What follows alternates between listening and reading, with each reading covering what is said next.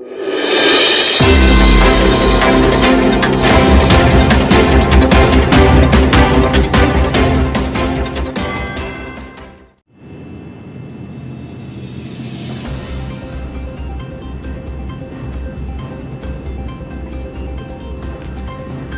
ने जारी किया युवा घोषणा पत्र। बरेली साहमतगंज चौराहा स्थित जिला कांग्रेस कमेटी के जिला कार्यालय पर आज कोविड-19 और निर्वाचन आयोग के नियमों का पालन करते हुए अखिल भारतीय कांग्रेस कमेटी की ओर से जारी भर्ती विधान युवा घोषणा पत्र जारी किया गया।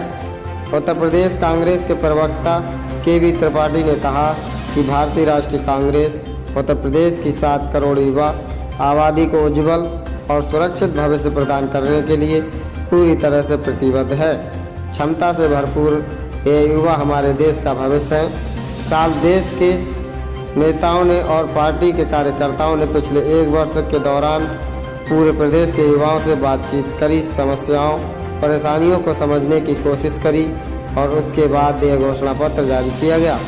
कांग्रेस कमेटी का विश्वास है कि प्रगति की बुनियाद शिक्षा में ही है, इसलिए हम प्रतिज्ञा करते हैं कि कांग्रेस पार्टी सत्ता में आने के बाद प्राथमिक, माध्यमिक और उच्च शिक्षा के लिए बजट में उल्लेखनीय वृद्धि करेगी। अखिल भारतीय कांग्रेसी कमेटी के पूर्व अध्यक्ष सांसद राहुल गांधी और अखिल भारतीय कांग्रेस कमेटी की महासचिव व उत्तर प्रदेश प्रभारी प्रियंका गांधी ने भर्ती विधान युवा घोषणा पत्र जारी किया। जिला कांग्रेस कमेटी के अध्यक्ष मिर्जा अशफाक सकलैनी ने कहा, युवाओं की शक्ति, उनकी आज़ादी, आत्म अभिव्यक्ति, जुनून, उत्साह, ऊर्जा और दृढ़ संकल्प किसी भी राष्ट्र की उन्नति के लिए प्रेरक शक्ति का काम करते हैं। कांग्रेस पार्टी ऐसा वातावरण तैयार करने की प्रतिज्ञा लेती है कि जो उत्तर प्रदेश के लाखों युवा आशा भरी उम्मीद से अपने भविष्य को देखते हैं, उनके सपने साकार हो। उत्तर प्रदेश के करोड़ों युवाओं का भरोसा बहाल करने और उनके भविष्य को उज्ज्वल सशक्त बनाने की कांग्रेस प्रतिज्ञा लेती है। उत्तर प्रदेश में कांग्रेस पार्टी की सत्ता आने पर भर्ती प्रक्रिया तुरंत शुरू की जाएगी। आज जो आपने घोषणा पत्र जारी किया, क्या मामला है, क्या हम लोगों ने आज भर्ती विधान जारी किया है।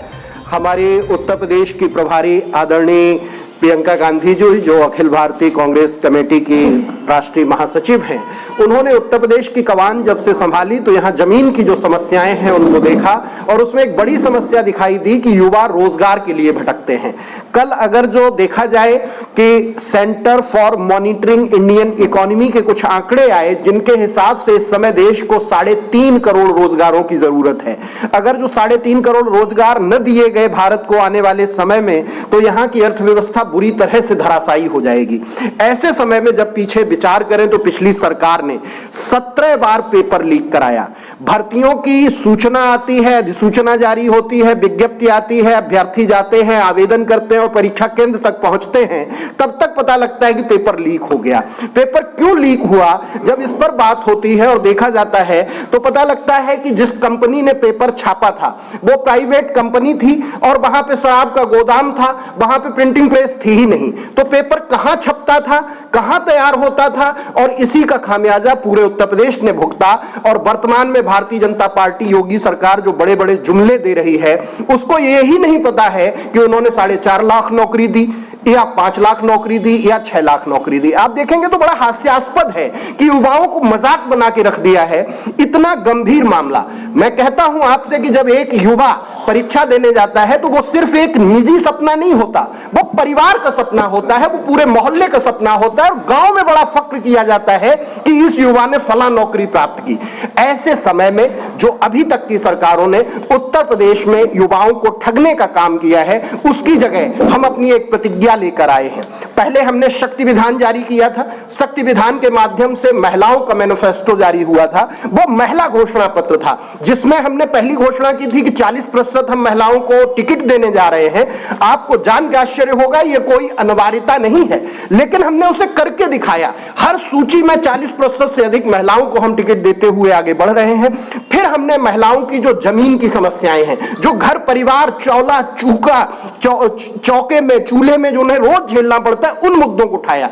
ठीक वैसे ही युवाओं की पढ़ाई से लेके उनके इंटरनेट, उनके स्मार्टफोन, उनकी जरूरतें और आज भर्ती की जो जरूरत होती है, जो इस समय आप देखेंगे उत्तर प्रदेश में सारी पार्टियां जातिगत आधार पर बहुत बड़ी बड़ी घोषणाएं करेंगी, लेकिन किसी ने भी मछुआरा समाज हो, निषाद समाज हो, इनके लिए कोई स्किल डेवलपमेंट का काम शुरू किया। और भारतीय जनता पार्टी ने तो केंद्र में जो स्किल डेवलपमेंट की एक बड़ी घोषणा की थी, वो आज तक युवाओं के सामने सबसे बड़ा घोटाला है।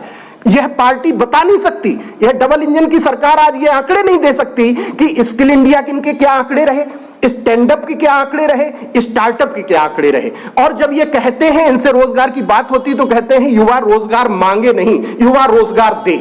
अगर जो उत्तर प्रदेश में 135 करोड़ लोगों में से जो भी युवा हैं, 80 करोड़ लोग, 70 करोड़ लोग रोजगार देंगे तो लेने कौन आएगा? ये तो सिर्फ जुमलेबाजी है। हकीकत में जो सरकारी नौकरियां हैं उनकी एक व्यवस्था बननी चाहिए। अगर जो शिक्षा विभाग देखें तो प्राथमिक शिक्षा, माध्यमिक शिक्षा, उच्च शिक्षा, हर स्तर पर रिक्तियां हैं, वो रिक्तियां भरी ही नहीं जा रही, उसके लिए कोई विचार ही नहीं, गवर्नमेंट का कोई विजन नहीं दिखाई देगा। आप देखेंगे उत्तर प्रदेश की पीसीएस की मुख्य परीक्षा आयोजित होनी थी, उसको टाल दिया गया। किस आधार पे? कोरोना है। कितने विद्यार्थी सम्मिलित हो रहे थे? 7,000 विद्यार्थी 2 शहरों में परीक्षा देते तो कोरोना समस्या था, लेकिन टीईटी की परीक्षा कराई जा रही जिसमें 21 लाख विद्यार्थी शामिल हो रहे हैं और पूरे प्रदेश में हो रही है, वहां कोरोना नहीं आएगा। इसके पीछे की साजिश यह है कि पीसीएस की परीक्षा से नौकरी मिलनी थी और टीईटी सिर्फ क्वालिफाइंग एग्जाम है। इसको क्वालिफाई करने के बाद शिक्षक भर्ती बाद में निकलेगी और तब तक यह सरकार होगी नहीं। यह सरकार सिर्फ आंकड़ों में घुमा रही है, युवाओं को बरगला रही है। ऐसे समय में हमारी नेता आदरणीय प्रियंका जी ने विधिवत एक विस्तार से घोषणा पत्र जारी किया है, जिसमें हम ये बता रहे हैं कि किस तरह से हम भर्ती क्रांति लेकर आएंगे। भर्ती पैदा की जाती है। ये कांग्रेस पार्टी को समझ में आता है कि औपनिवेशिक काल में इतने समय तक अंग्रेजों के अधीन रहने के बाद जब आदरणीय पंडित जवाहरलाल नेहरू ने कमान संभाली तो इस देश के हर क्षेत्र में रोजगार पैदा कर दिए।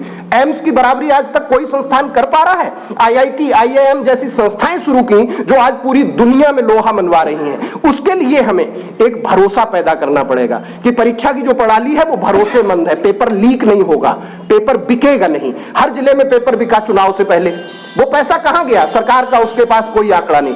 एक एक पेपर 80-80 हजार में, 1-1 लाख में, 2-2 लाख में अभ्यर्थी खरीद रहे हैं, क्योंकि नौकरियां आप पैदा ही नहीं कर रहे। जब जब भारतीय जनता पार्टी की सरकार इस देश में आती है, नौकरियों का अकाल पड़ जाता है। और इसमें